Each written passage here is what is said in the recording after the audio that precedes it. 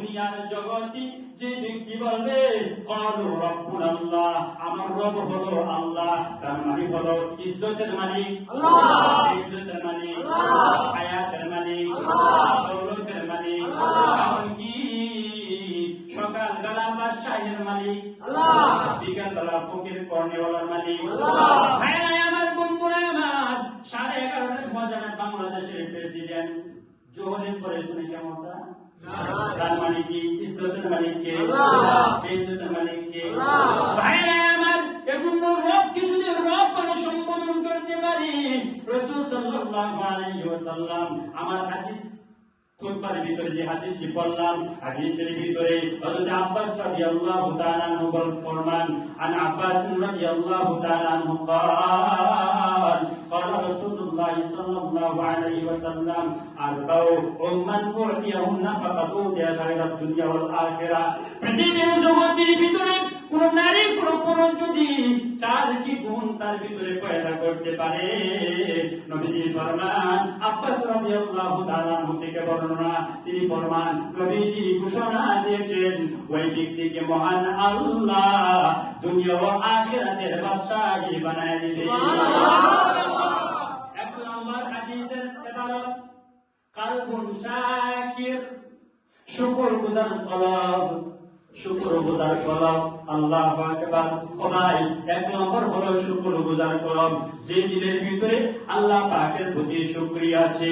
কম হইল আলহামদুলিল্লাহ, বেশি হইল আলহামদুলিল্লাহ, সুখে থাকলে আলহামদুলিল্লাহ, দুঃখে থাকলে আলহামদুলিল্লাহ। কোরআনের ভিতরে ফরমান আল্লাহ রাব্বুল আলামিন বলে দিয়েছেন, বলি কি? বলে হইল আল্লাহ রাব্বুল আলামিন ফরমান, বলে মুমিন এমন একটা বস্তু, এমন একটা জিনিস, এমন একটি আশ্চর্যজনক বিষয়, বলে সুখে থাকলেও আলহামদুলিল্লাহ বলে, দুঃখে থাকলেও আলহামদুলিল্লাহ বলে। আজাবাল্লাহুল মুমিন, মুমিন বড় আজব, মুমিন বড় আজব। মানে হইল মুমিনরা সব সময় যখনই অবস্থায় যে হালতে দুঃখে আর সুখী থাকে, প্রত্যেক হালতে শুকরিয়া করবে কার? আল্লাহ রাব্বুল আলামিনের জন্য কালামুল্লাহ শরীফের ভিতরে ফরমান, লা ইন শাকারতুম লাযীদান্নাকুম ওয়া লা ইন কাফারতুম ইন্না আযাবি লাশাদীদ।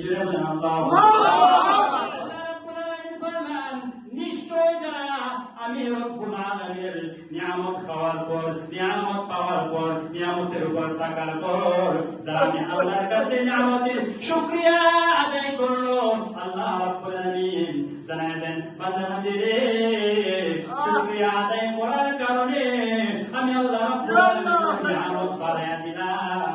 সুবহানাল্লাহ। যদি কোনো ব্যক্তি আল্লাহ রাব্বুল আলামিনের প্রতি শুকরিয়া আদায় না করলো, নিয়ামত খাইলো, নিয়ামতের ভিতরে থাকলো, নিয়ামতের ভিতরে পরিধান করলো, কিন্তু রব্বুল আলামিনের শুকরিয়া আদায় করলো না, আল্লাহ তাআলা দমন দিয়ে বলতেছেন, নিশ্চয় আমি আল্লাহর আযাব বড় ভয়াবহ। আলহামদুলিল্লাহ। ভাইরা আমার, তাহলে রবকে যদি চিনতে হয়, হাদিসের ভিতরে এক নম্বর গুণ হলো রবের প্রতি না শুকরিয়া? শুকরিয়া। কি বলেন? না শুকরিয়া? শুকরিয়া। জোরে বলেন শুকরিয়া।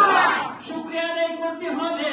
যদি শুকরিয়া আদায় আপনি আমি করি, বলি শুকরিয়া আদায় কিভাবে করবো গো হুজুর? আলহামদুলিল্লাহ বলি না, এটা জবানের শুকরিয়া। ঠিক। আর জোরে কোন আলহামদুলিল্লাহ, এটা জবানের শুকরিয়া। তার মানে হলো জবান দ্বারা বলবো আলহামদুলিল্লাহ, ইবাদতের মাধ্যমে প্রকাশ করবো আলহামদুলিল্লাহ। ভাইরা আমার, বন্ধুরা আমার, তাহলে শুকরিয়ার বিষয়টা কিরকম? আপনাকে আমাকে মহান আল্লাহ রাব্বুল আলামিন কোটি কোটি নিয়ামত দিয়েছেন। ঠিক। কথা বলেন ঠিক। ভাইরা আমার, বন্ধুরা আমার, যদিও হাদিস না, যদিও কোরআন না, যদিও হাদিস না, যদিও কোরআন না, কিন্তু হাদিসের ইবারতটা বুঝতে যে আমি এই জিনিসটা জানতেছি। বাদশা আলমগীরের নাম শুনছেন কি শুনছেন না? ভাইরা আমার,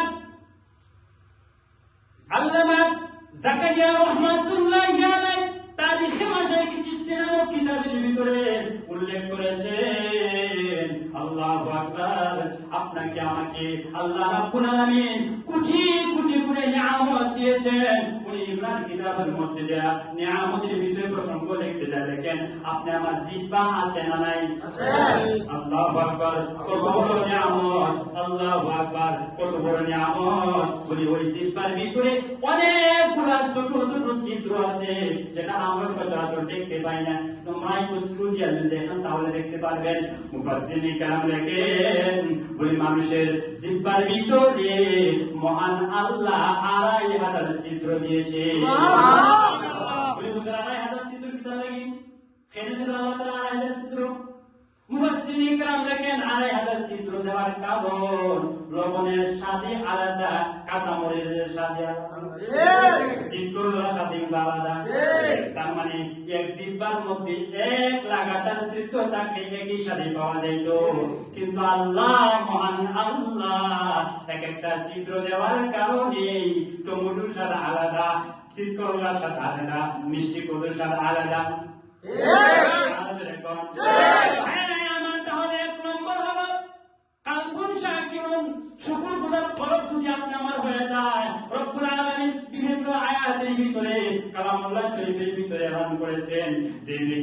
আমি আল্লাহর রহমতের দিক দিয়ে একবার আগাইলো, নিয়ামত খাওয়ার পর নিয়ামত পাওয়ার পর আমি আল্লাহর রহমত তার দিকে দৌড়ায় আগা।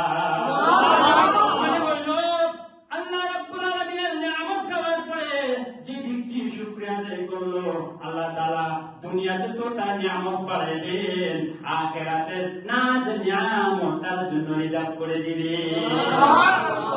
পাইলাম ১ নম্বর। বলে ২ নম্বর হাদিসের মধ্যে কি বলতেছেন? ওয়ালিসানুন যাকির, ওয়ালিসানুন যাকির, ওয়ালিসানুন যাকির, জিকির কি তো জবান। সুবহানাল্লাহ। কি ভাই কি ভাই? জিকির কি তো জবান, জবান, জবান, জবান। আল্লাহু আকবার। আপনি আমার জবান তো ওঠু কথা বলেন, কথা বল নাই, কি বাতো চলে, কি হতো চলে, কি বাতো খায় আবার কি হতো চলে। ভাই আমার, বন্ধুরা আমার, ওয়ালিসানুন যাকির, যে জবান জিকিরকারী জবান হয়ে যায়, ওই ব্যক্তির যদি কষ্ট দেয় আল্লাহ তাআলা বরদাস্ত করতে পারে না। আমার ঘটনা বলার সুযোগ নাই। আল্লাহর এক বান্দা আল্লাহ পাকের জিকির করতেছে, আল্লাহ পাকের জিকির করতেছে, আল্লাহ পাকের জিকির করতেছে, মত অবস্থায় ওনার সামনে গেলেন, আল্লাহু আকবার। আল্লাহর এক বান্দা ওনার সামনে যখন যাইলেন, যাওয়ার পরে বলে, তুমি যে জিকির করতেছো এই জিকিরের মধ্যে আমার খুব ভালো লাগতেছে, বড় শান্ত লাগতেছে, আল্লাহ ইমানি পরীক্ষা নিতেছেন। বলে যদি ভালো লাগে তাহলে তুমি এক কাজ করো, হয়তো বা কোনো পয়গম্বরের ঘটনা হতে পারে, আমার খেয়াল আসতেছে না। বাইরে আমার ওই সময় আল্লাহর ফেরেশতা তার প্রতি এন্টার নিতেছে, পরীক্ষা নিতেছে, ইমতিহান নিতেছে। বাইরে আমার এমন অবস্থা কয় জিকির শুনতে কি আসলে কি ভালো লাগে? বলি হ্যাঁ ভালো লাগে। যদি ভালো লাগে তোমার অর্থে সম্পদ দিয়া দাও, আমি জিকির করব। জিকির শুনতে যদি ভালোই লাগে, জিকির করতে যদি ভালো লাগে, তাহলে তোমার অর্ধেক সম্পত্তি আমাদের দিয়া দাও, আমি জিকির করব। আল্লাহু আকবার। ওই জিকির করতেছে, সম্পত্তি দিয়ে দিছে, জিকির ভালো লাগে। আবার যখন বলতেছে বলি জিকির কাম লাগে তার লাগে, জিকির কিসের জন্য বন্ধ করছো? বলি এখন বন্ধ করছি, বাকি অর্ধেকটা দিতে না, বাকি অর্ধেকটা দিদি দিলাম, বাকি সময় আমি জিকির করব। ভাই আমার, দূরে যাওয়ার কোনো প্রয়োজন নাই। আপনারা ঢাকার মধ্যে হাফিজি হুজুর নাম আছে না নাই? আপনারা ঢাকার মধ্যে হাফিজি হুজুর নাম আছে না নাই?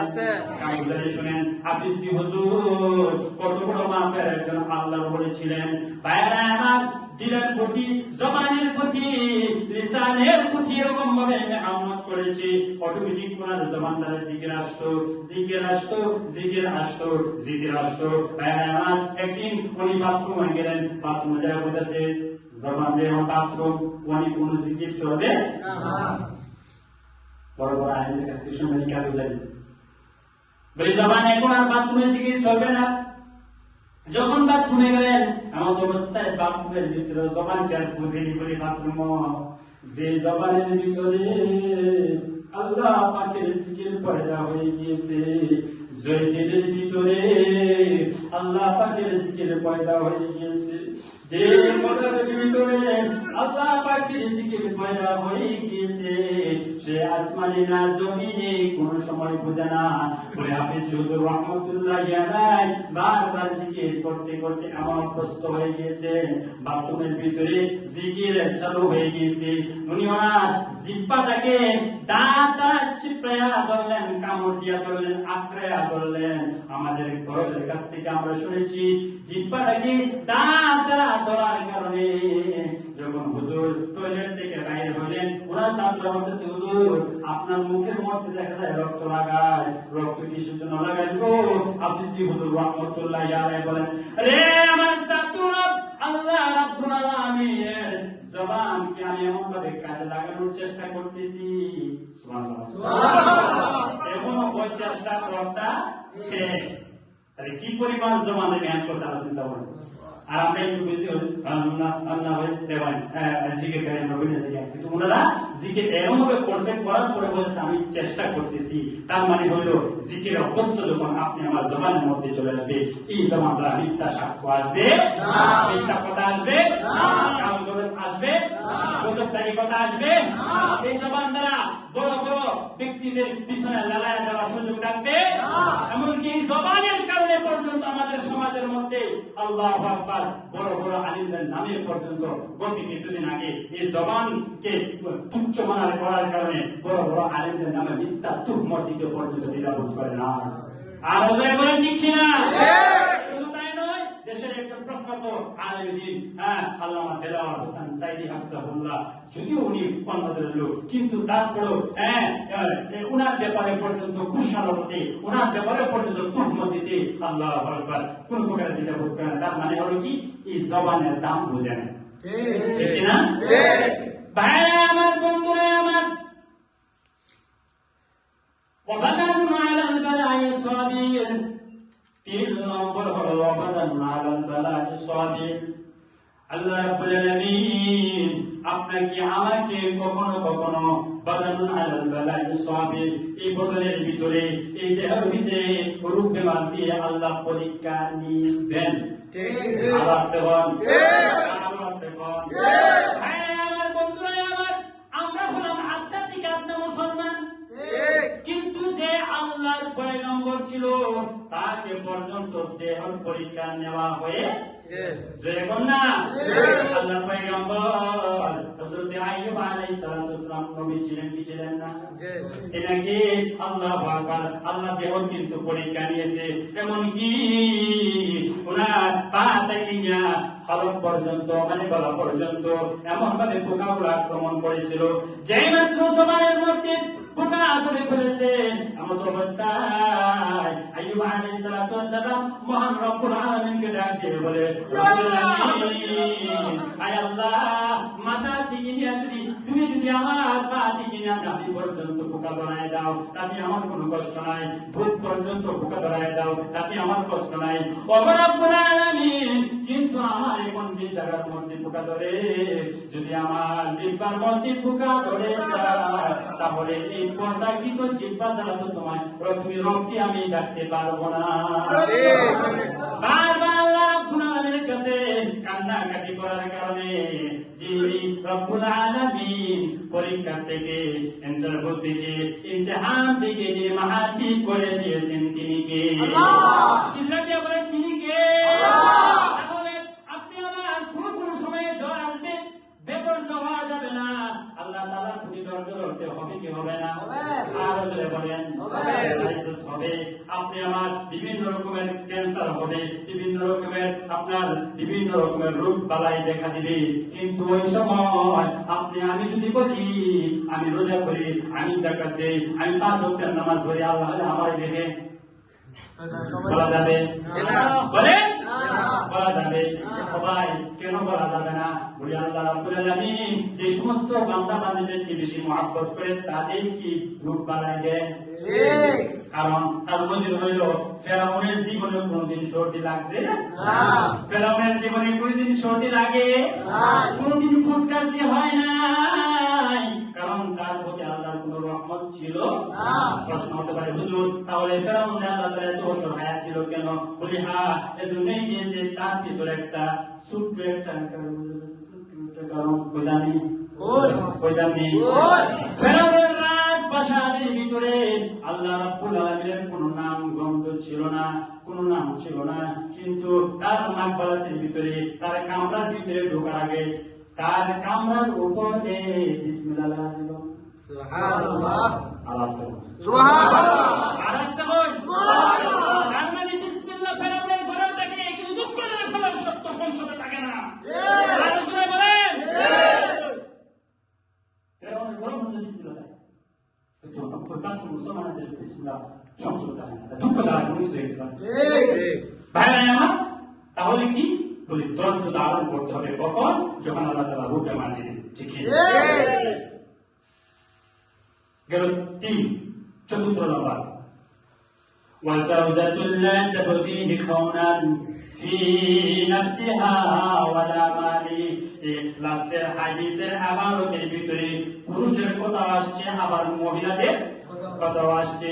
ভাইরা আমার, মহিলাদের কথা বলার সুযোগ নাই, কারণ যেহেতু আমার সামনে অধিকাংশ যুবক ভাই, এজন্য আমি যুবকদেরকে লক্ষ্য করে বলি, যুবক রে, আল্লাহ রাসূল সাল্লাল্লাহু আলাইহি ওয়াসাল্লাম হাদিসের লাস্ট অংশের মধ্যে যে কথাটা বলেছে, ওয়াজাওজাতুল লা তাবগিহি খাওনান ফি নাফসিহা ওয়ালা মালি, গভীর মনোযোগ দিয়ে শেষ কথা, নাফসিহা ওয়ালা মালি। নবীজি ফরমান, যে ব্যক্তি চতুর্থ নম্বরের সার্টিফিকেট দেখতে দিতে পারবে, যে ব্যক্তি চতুর্থ নম্বরের হাদিসের উপরে পরিপূর্ণ আমল করতে পারবে, আমি নবীজি ঘোষণা দিলাম ওই ব্যক্তিকে আশফাউ শাফাআহা, কিয়ামতের দিন ওই ব্যক্তিকে শাফায়াত করে সুপারিশ করে জান্নাত পর্যন্ত আমি নবী পৌঁছায়া দিব।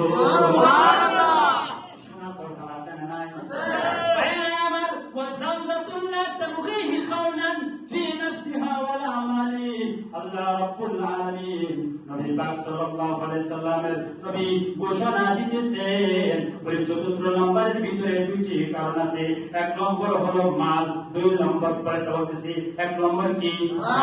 মাল। মাল পেরামান আল্লাহ রাব্বুল আলামিন কিয়ামতের ময়দানে জিজ্ঞাসা করবেন, তুমি কোন রাস্তাতে মাল অর্জন করেছো, অর্থ কামাইলা, আর কোন রাস্তায় তুমি ব্যয় করেছো? আরো জোরে বলো। পেরামান তাহলে এক নম্বর হলো তার মাল, আপনি আমি ধন সম্পদ কোন রাস্তাতে কামাইলাম, বৈধ না অবৈধ, এটা আল্লাহ তাআলা জিজ্ঞাসা করবেন। আর দুই নম্বর যে কথাটা, এটা হলো আমার এখন লাস্ট ফিনিশিংয়ের কথা, ফি নাফসিহা ওয়ালা মালি। নবীজি ফরমান, কোন আমার উম্মত যদি দুনিয়ার জগতে এই গ্যারান্টি দিতে পারে, কোন নারী কোন পুরুষ যদি এই গ্যারান্টি দেয়, তার দুই বড় মধ্যবর্তী স্থান মানে হলো নাফসাহা, লজ্জাস্থান।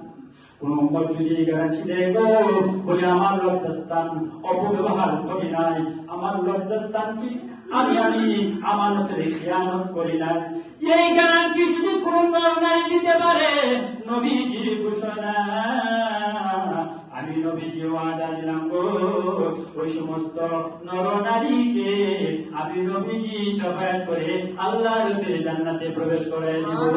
সুবহানাল্লাহ। তাহলে এই 4 গুণের ব্যক্তি যারা হতে পারে, এক নম্বর হলো মুনাফিক। বলেন এক নম্বর কি?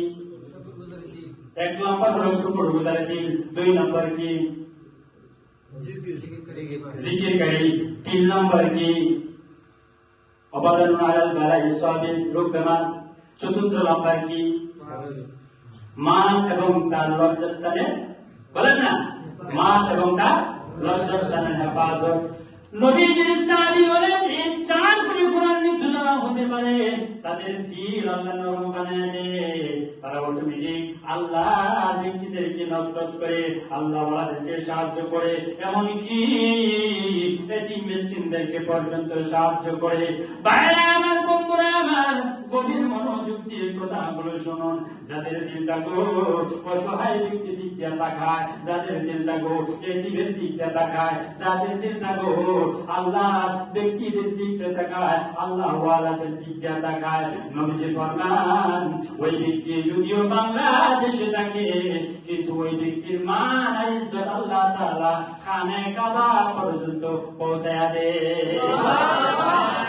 বন্ধুরা আমার গভীর মনোযোগ দিয়ে কথাগুলো শুনুন। এই জমিনের ভিতরে আল্লাহ একজন বলেছিল যার নাম হলো সুলাইমান ইবনে রবি রাহমাতুল্লাহি আলাইহি। মনোযোগ আসেনি? শেষ কথা মনোযোগ আসেনি? যার নাম হলো সুলাইমান ইবনে রবি রাহমাতুল্লাহি আলাইহি। উনি ওনার সঙ্গীদের কিনে জিহাদ, উনি ওনার সঙ্গীদের কিনা হজে যাবে আমাদের অবস্থায় উনি হলো আল্লামা সুলাইমান ইবনে রবি রাহমাতুল্লাহি আলাইহির সঙ্গে আরো 9 জন সঙ্গী কিনিয়া যখন উনি হজের জন্য রওনা হয়ে গিয়েছে, আমাদের অবস্থায় অনেক জায়গা যখন অতিক্রম হলো, অনেক স্থান যখন অতিক্রম হলো, কেন মানুষ আছেন ভাইরা আমার, বন্ধুরা আমার, যে অনেকটি জায়গা যখন অতিক্রম হলো, অনেকটি জায়গা যখন যাওয়ার পরে রাত্রি হয়ে গিয়েছে, রাত্রি হওয়ার যখন সন্ধ্যা হয়ে গিয়েছে, আমাদের অবস্থায় সাথীদেরকে বলেছে তোমরা তাবু গাড়ো, আর আমি এখানে দিকে আশেপাশে পানির ব্যবস্থা আছে কিনা। ভাইরা আমার, বন্ধুরা আমার, 9 জন সাথী ওরা রুচি পাকাইতেছে, কিন্তু সুলাইমান ইবনে রবি রাহমাতুল্লাহি আলাইহি বাইরে হয়ে গেছে পানির সন্ধানে। ভাইরা আমার, যে মাত্র পানির সন্ধানে বের হয়েছে, এমন অবস্থায় কিছু যখন জায়গা গেল, জায়গা যাওয়ার পর দেখে ওমা 3 মুখী রাস্তা এরকম আছে না নাই? 3 মুখী রাস্তা দিয়ে তাকায় দেখে সন্ধ্যা হয়ে গিয়েছে, কিন্তু সামনে দিকে দেখা যায় একটা মহিলা আবার বোরকা পরিধানরত। এই মহিলা এমন সময় কোন যায় গো, কোন কারণে কোথায় যাইতেছে, মনের ভিতরে একটু সন্দেহ লাগে কিনা না?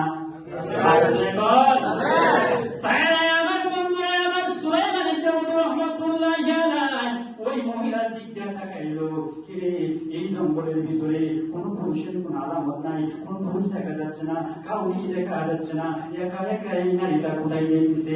এমন অবস্থায় তাকায় দেখে এই মহিলাটা একটা গর্তের ভিতরে প্রবেশ করেছে। গর্তের ভিতরে যে মাত্র প্রবেশ করেছে, এমন অবস্থায় ওই মহিলার বোরকা গুলা খুলতেছে। বিশ্বটা ভালো না খারাপ? আরো জোরে বল, আরো জোরে বল। ভাইরা আমার, যে মাত্র তাকায় দেখে বোরকা যখন করলো, করার পরে দেখি ছুটে একটা কাপড় আবার মাটির মধ্যে বিছাইছে।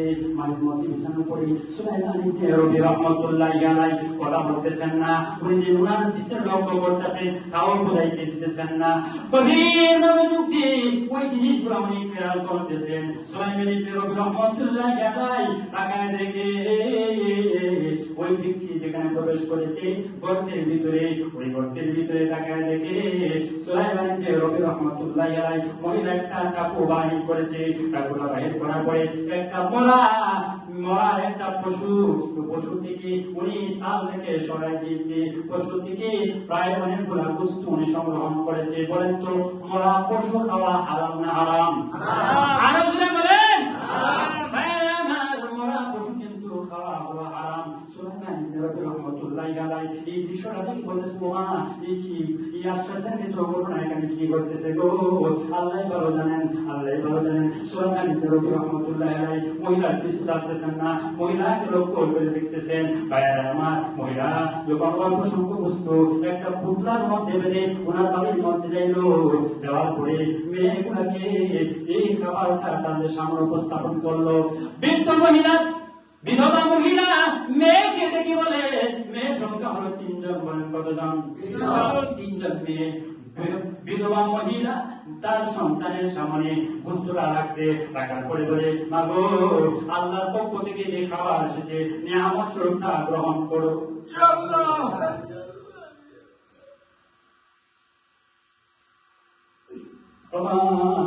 যে খাবারটা আল্লাহ তাআলার পক্ষ থেকে এসেছে তার নিয়ামত বলে গ্রহণ করো।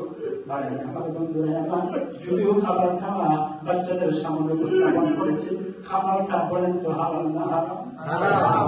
কিন্তু সুলাইমান ইবনে রবি রাহমাতুল্লাহি আলাইহি কোনো কিছুই করতেছেন না, যে মাত্র মেয়েগুলা বস্তুটা পাকানোর বন্দোবস্ত করেছেন, আমার অবস্থায় পিছন থেকে সুলাইমান ইবনে রবি ঘর থেকে সালাম দিয়েছেন। যেই মাত্র সালাম দিল, মহিলারা আশ্চর্যান্বিত হয়ে গিয়েছে। ওমা, এই জঙ্গলের ভিতরে পুরুষের আওয়াজ, আল্লাহু আকবার, না জানি গো এখানে শুধু আমরা মহিলা, আমরা চাইলে মহিলা, আমাদের গুলো মহিলা, আমাদের ইজ্জতের উপর না জানি কোন আঘাত চলে আসে। সুলাইমান ইবনে রবি রাহমাতুল্লাহ আলাইহি সালাম দিয়ে বলেন, মহিলা বলতেছেন যেহেতু সালামটা আসছে অবশ্যই সে পুরুষটা হলো মুসলমান। আর মুসলমানের ভিতরে খাবার আছে। আল্লাহ আর যেরকম আল্লাহ আর যেরকম আল্লাহ। আমার বন্ধুরা, আমার মহিলা দরজাটা হুকুম করলো, এমন অবস্থায় দেখা দেখে যুগ শ্রেষ্ঠ একজন বুজুর্গ সুলাইমান ইবনে রবি রাহমাতুল্লাহ আলাইহি মহিলা সালার উত্তর দিয়ে বলেন, হুজুর আপনি কিসের জন্য আমাদের বাড়ির মধ্যে এসেছেন? সুলাইমান ইবনে রবি রাহমাতুল্লাহ আলাইহি দেখে বলেন, মা তুমি কি করেছো? কোথায় দিয়ে ঘুষ করেছো? আমি সুলাইমান ইবনে রবি তা দেখেছি, যদিও দুনিয়ার কোন মানুষ দেখে নাই, কিন্তু যিনি দেখেন তিনি কে? আল্লাহ তাআলা আমাকে দেখার ব্যবস্থা করে দিয়েছেন। ও মা, তোমার বাচ্চাদের সামনে যে জিনিসগুলো দিয়েছো, এই জিনিসগুলো তোমার হালাল না হারাম? বাচ্চাগুলো হামলা করে কান্না শুরু করে দিয়েছে। আমাদের এখানে হাঁকা দেখা শুরু করে বিগত 7 দিন হয়ে যায়, চুলার ভিতরে আগুন জ্বলে না, আমাদের পেটের ভিতরে খাবার নাই। খাবার না থাকার কারণে এই বস্তুটা হালাল না হারাম তা দেখার সুযোগ নাই। ও সুলাইমান ইবনে রবি, আল্লাহ রাব্বুল আলামিন খাবার আমাদের জন্য উত্তম খাবার দিয়েছে। সুলাইমান ইবনে রবি রাহমাতুল্লাহ আলাইহি এই কথা শোনার পরে এই দৃশ্যটা দেখে উনি নিজেকে কন্ট্রোল রাখতে পারতেছে না। উনার তখতিয়ার থেকে, উনার গলি থেকে হজের জন্য যে টাকাগুলা গ্রহণ করেছিল, এই টাকাগুলাই মহিলাকে দিয়ে ফেলেছে। তুমি এই টাকাগুলা নিয়ে তুমি বাজারাত করো, এই টাকাগুলা নিয়ে তুমি চলো। সুলাইমান ইবনে রবি রাহমাতুল্লাহ আলাইহি উনার সঙ্গে যাদেরকে রেখে আসছিল বলেন তো কয়জন? আরো যারা বলেন আমার বন্ধুরা, আমার 9 জন সাথীর কাছে গিয়ে বলেন, ও আমার দুস্থ আহবাবরা, বলে কি যদিও তোমাদেরকে বলেছিলাম আমি আল্লাহর ঘরে হজ যাব, কিন্তু আমি আর এখন যাইতে পারবো না। তারা আশ্চর্যান্বিত হয়ে গেছে, হুজুর আমাদেরকে বোঝায় হজের জন্য আনলো, এখন মধ্য রাস্তার মধ্যে ও নিজেই চলে যেতেছে, কি ঠিক হবে নাকি? মার পর ওনারা হজে গেল। ভাই আমার, হজে যাওয়ার পরে আশ্চর্যান্বিত একটা ঘটনা হয়ে গিয়েছে, শুনবেন তো? আলোচনা করে শুনবেন তো? হজের মধ্যে যাওয়ার পরে 9 জন সাথী যখন হজে গেল, হজের মধ্যে যাওয়ার পরে দেখে ভাই খানে খাবার মধ্যে 9 জনের সামনে সুলাইমান ইবনে রবি দাওয়াত করে আছে। আশ্চর্যান্বিত হয়ে গেছে 9 জন বন্ধু, 11টা চক্ষু দ্বারা দেখতেছে আমার সুলাইমান ইবনে রবি আমাদেরকে ধরে আসলো, এখন দেখা যায় আমাদের সামনে সামনে সে দাওয়াত করে। এমনকি মাকামে মাহমুদের সামনে যখন ওরা গেল, যাওয়ার পরে দেখে এখানে সুলাইমান ইবনে রবি নামাজ পড়তেছে। বাইরে আবার শুধু তাই নয়, তায়েফের ময়দানে গিয়েছে, ওইখানে দেখে সুলাইমান ইবনে রবি তাদের আগে আগে। এমনকি আল্লাহু আকবার, আল্লাহু আকবার কঙ্করগুলা যখন নিক্ষেপ করতেছে, এমন অবস্থায় দেখে সুলাইমান ইবনে রবি তাদের আগে আগে কঙ্করগুলা নিক্ষেপ করতেছে। বাইরে আবার শুধু তাই নয়, মিনার ময়দানে গিয়েছে, ওইখানে গিয়ে দেখে সুলাইমান ইবনে রবি তাদের আগে আগে হজের কার্যক্রম শেষ করে যখন বাড়িতে ফিরলো, বাড়িতে ফেরার পরে সুলাইমান ইবনে রবি রাহমাতুল্লাহ আলাইহি তাদেরকে সাথে গিয়েছে সাক্ষাৎ করার জন্য। যে মাত্র সাক্ষাতের জন্য গেল, 9 জন বন্ধুর সাথে যখন সাক্ষাৎ হইল, আর বলে আল্লাহ তোমাদের হজটাকে কবুল করো, আল্লাহ তোমাদের হজটাকে কবুল করো। এই বছর আমি যেতে পারি না, তবে আগামী দিন ইনশাআল্লাহ আমি যাব। এই কথা যখন বলেছে, সুলাইমান ইবনে রবি রাহমাতুল্লাহ আলাইহি কথাটা শুনে 9 জন বন্ধু সাথে সাথে উত্তর দিয়েছে, রে সুলাইমান ইবনে রবি, মিথ্যা কথা বলো না, আমাদের সাথে আমাদের মধ্যে করিও না। আমরা যখন খালায় কাবাতে গেলাম হজ করার জন্য, তোমাকে দেখলাম। আমরা গেলাম তাইফের ময়দানে, ওইখানেও তোমাকে দেখলাম। আমরা গেলাম মাকামে মাহমুদের সামনে, ওইখানেও তোমাকে দেখলাম। আমরা গেছিলাম মিনার ময়দানে, মিনার ময়দানে তোমাকে দেখলাম। সুলাইমান ইবনে বলেন, রাবি বলেন, না না, আমি ওইখানে যাই না। ওইখানে যাওয়ার মতন আমার অর্থ ছিল না, টাকা ছিল না, পয়সা ছিল না। তাহলে আমার সুলাইমান ইবনে রবি বারবার এই কথা যখন তারা বলতেছে, বলি সুলাইমান ইবনে রবি একজন আর আমরা 9 জন, 9 জন 18টা চক্ষু না দেখেছি। একজন যদি দেখতাম তাহলে ভুল হওয়ার সম্ভাবনা ছিল, কিন্তু আমরা 9 জন মিলে 18টা চক্ষু দ্বারা দেখেছি। গো তুমি আমাদের আগে আগে হজের কার্যক্রম করে তুমি আমাদের আগে আগে শেষ করতেছো। ভাই আমার বন্ধুরা না, সুলাইমান ইবনে রবি রহমাতুল্লাহি আলাইহি যখন ঘুমাইলেন, ঘুমানোর ভিতরে খানে কাবার মালিক মহান আল্লাহ বিশ্ব নবীর দিদার নসিব করে দিয়েছে। নবী ডাক দিয়ে বলেন, সুলাইমান ইবনে রবি, তুমি যখন আমার একজন খাঁটি আশিক, আল্লাহর আশিক, আমি নবীজির আশিক, একজন বিধবা মহিলা কি তুমি তোমার হজের টাকা দিয়ে সহযোগিতা করার কারণে যখন তুমি তাকে সহযোগিতা করেছো, ওই মহিলা বিধবা মহিলা সাথে সাথে দোয়া করেছিল, আল্লাহ ওই সুলাইমান ইবনে রবি তুমি হজে বাইতুল্লাহ নেওয়ায়ো, ওই ব্যক্তির দোয়াটাকে আমি আল্লাহ কবুল করিয়া তুমি সুলাইমান ইবনে রবির চেহারা ফেরেশতার মধ্যে দিয়া তুমি সুলাইমান ইবনে রবির হজ আমি আল্লাহ তাআলা করায় দিয়েছি। সুবহানাল্লাহ। তাহলে বোঝা যায় আল্লাহর দিক থেকে যদি কোনো মানুষ দাবিত হয়ে যায়, আল্লাহর দিক থেকে যদি কোনো মানুষ রুজু হয়ে যায়, তাহলে তার কাজ আল্লাহ তাআলা মাহাসিব করে দেন। ঠিক আছে? তাই আমাদের জন্য আল্লাহ রাব্বুল আলামিন কালামুল শরীফের ভিতরে বলতেছেন, ওয়া মান আহসানু কাওলাম মিম্মান দাআ ইলাল্লাহি ওয়া আমিলা সালিহান ওয়া ক্বালা ইন্নানি মিনাল মুসলিমিন। তাদের ডাকে যেতে আর উত্তম ডাক আর কার হইতে পারে যে আল্লাহর দিক দিয়ে ডাকে, বলে আল্লাহর দিক দিয়ে ডাকে, বলে আল্লাহর দিক দিয়ে ডাকে। ওয়া আমিলা সালিহান, শুধু ডাকি এটুকু নয়, ওয়া আমিলা সালিহান, এবং নেক আমল করে, আমলে সালেহ করে, আর বলে তাকে বলে ফাকালা ইন্নানি মিনাল মুসলিমিন, এবং বলে যে আমি হলাম মুসলমানদের অন্তর্ভুক্ত। এই আয়াতের ভিতরে ভিক্ষা তফসির কোনো বাইরের কথা হলো এই সুযোগ নাই। আল্লাহ রাব্বুল আলামিন আপনাকে আমাকে যতটুকু কথা বললাম, যদিও বোঝানো আলোচনা নয়, আল্লাহ তাআলা উক্ত কথাগুলোর উপর আপনাকে আমাকে উম্মতে মুহাম্মাদিকে আমল করার তৌফিক দান করুন। বলি আমিন, আমিন, বলি আমিন, আমিন। রাসূল মিনাল্লাহি ওয়া ফাতহুন কারীম ওয়া বাশশিরিল মুমিনিন। এখন দোয়া হবে।